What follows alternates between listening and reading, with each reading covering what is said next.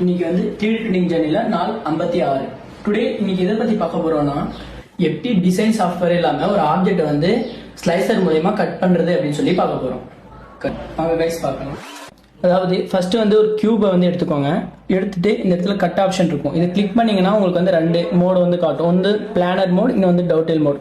இந்த planar mode என்ன பண்ணணும்னா இப்போ வந்து இந்த இடத்துல வந்து ரொட்டேஷன் ஆப்ஷன் இருக்கும். இதை கிளிக் பண்ணீங்கன்னா உங்களுக்கு எந்த ஆங்கிள் வந்து கட் பண்ணணுமோ ஸோ அந்த ஆங்கிள் வந்து கட் பண்ணிக்கும். இந்த இடத்துல பர்ஃபார்ம் கட் அப்படின்னு ஒன்று இருக்கும். ஸோ இந்த கட்டை வந்து கிளிக் பண்ணீங்கன்னா உங்களுக்கு ஆப்ஜெக்ட் வந்து தனித்தனியாக வந்துடும்.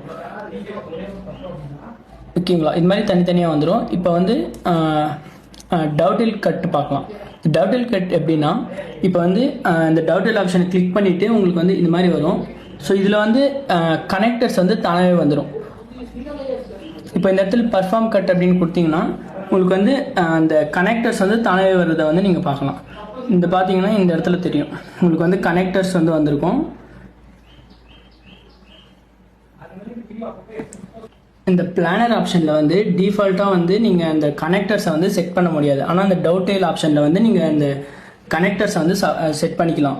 அப்புறம் இந்த ஆட் கனெக்டர்ஸ் அப்படின்ற இதை வந்து நாங்கள் நெக்ஸ்ட் வீடியோவில் பார்க்கலாம்.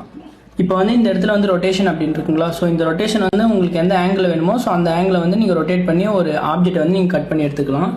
இப்போ இந்த ஆப்ஷனை கிளிக் பண்ணி பர்ஃபார்ம் கட் கொடுத்தீங்கன்னா உங்களுக்கு ஆப்ஜெக்ட் வந்து தனியாக கட் ஆகி வந்துடும். இதை பற்றியான ஃபுல் டீட்டெயில்ஸ் உங்களுக்கு வேணுமா நீங்கள் வந்து கமெண்ட்ல கட் அப்படின்னு கமெண்ட் பண்ணுங்க, உங்களுக்கு டிஎம்ல வந்து போடுங்க. இந்த 3D பிரிண்டிங்கை பற்றி மேலும் நீங்கள் தெரிஞ்சுக்கணுன்னா நம்ம சேனலை வந்து ஃபாலோ பண்ணிக்கோங்க. தேங்க்யூ.